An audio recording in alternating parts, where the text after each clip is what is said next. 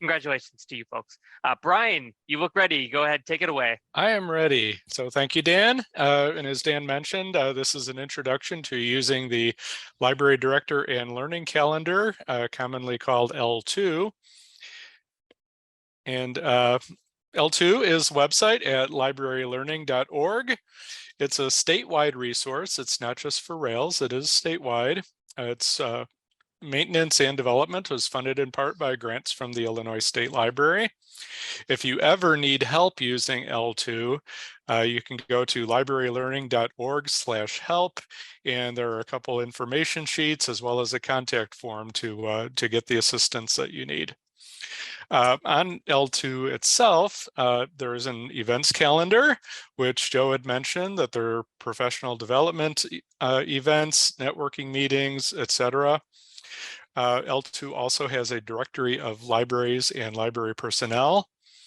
And I'm not going to really talk about this today, but L2 is also the home for the annual certification for system members, which will be coming around again in January. So you'll be hearing a lot more about that as the new year approaches. And your L2 account is also used to log into the Rails website and other websites, such as the eRead Illinois support site. So it is important to have an L2 account. And to get one, you go to the L2 website, librarylearning.org, and click the Create an Account link near the login form. And that'll take you to a screen where you'll see a nice message at the top with a warning that you should heed. It's very important when you create a new L2 account, you will need to verify your email address within 24 hours. So be sure to check your email right away for the verification link that L2 is going to send to you. And on the form for creating an account, you start off by entering your first name, your last name, and your email address. And then you create your password. Make sure it's a strong password. There's a indicator there that will tell you how good your password is. And then when you click that Create New Account button, you'll get sent to the form for adding your library affiliation. And you'll also see another reminder to check your email to verify your email address. And here you will you will add your affiliation with your school library.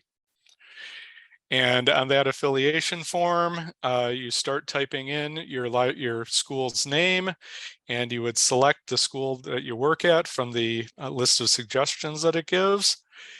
For public school districts, there will be one without a specific school name, and that's for the district office. It's considered its own location in L2, even if it's in the same physical building as a school attendance center. And it's that way because the state library needs it that way. And then going down the affiliation form, you select staff in your role access group, and you fill in your job title and contact information. And there is a big list of options for you to select your functions and responsibilities at the library. And if you're the person who will be completing the annual certification for your library district in early 2023, please be sure to check the certification content box, and that will streamline things tremendously when the new year rolls around. And there, of course, also an option to select your role as the school librarian and media specialist. And when you're done with that, you click Save to create your affiliation. And you'll get a confirmation screen saying that, yes, your affiliation has been added, but it's awaiting confirmation by L2 administrators, which are basically Rails staff.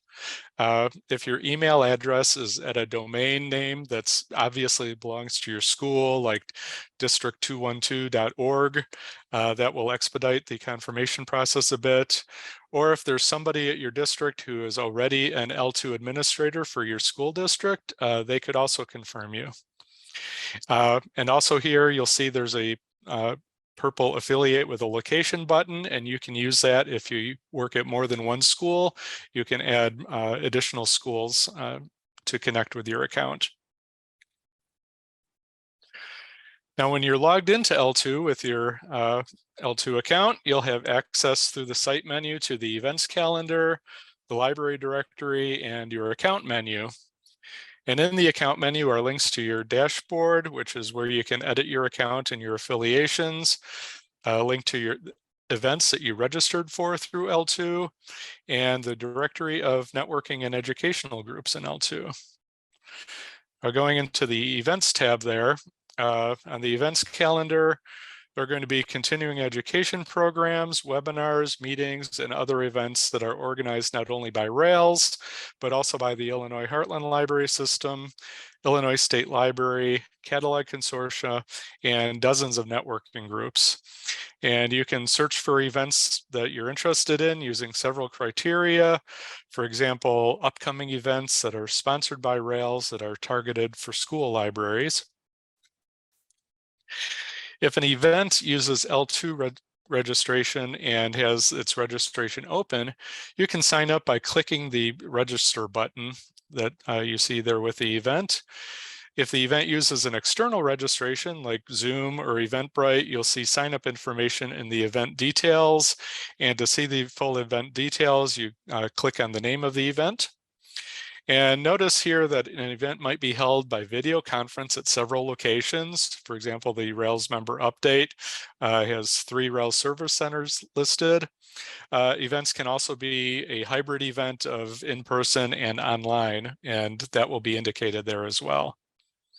And when you click that register button for an event that uses L2's registration, you'll need to select the location where you'll be attending and also your library affiliation. You can also add notes on ADA accommodations that you may need and other notes as well. When you go to your account's My Events listing, there are tabs to see events that you've signed up for using L2's registration, and also events that the event organizer marked that you attended. This is all stuff handled through L2. For events that aren't done through L2, there's a tab for your learning log, and you can keep a record of other professional development events that you've done, such as conferences, something you might have done out of state, something done from some other organization that offers the PDUs. In the directory, you can search for libraries by keyword and several other criteria, such as library type, catalog consortia, or regional system. There's also an advanced search with additional options. Notice in that right-hand column there that each location's interlibrary delivery information is listed. So that helps with getting the books and other items between libraries. There's also a people tab in the directory, and to search for people, you'll need to be logged into L2. You can search for library personnel by name and library, and there's an advanced search with other options for people as well. For any L2 assistance, use the contact form at librarylearning.org/help. Using the email address on your L2 account will expedite things, and if you're logged into L2, your name and email will be pre-filled on this contact form, and it'll get sent to the appropriate personnel at Rails. I mentioned before that your L2 login is used on the Rails website and some other sites like the eRead Illinois support site. You do want to log into the Rails website because some content, like many of the CE archives that Joe talked about, are available only when you're logged in there. Now, to make things more convenient for everyone, on our new Rails website that will be launched later this year, if you're already logged into L2, you'll be able to just click a button to log into the Rails site. And speaking of the new Rails website, we need your help to make it as good as we can. We're currently running an activity to improve the menu structure of the site.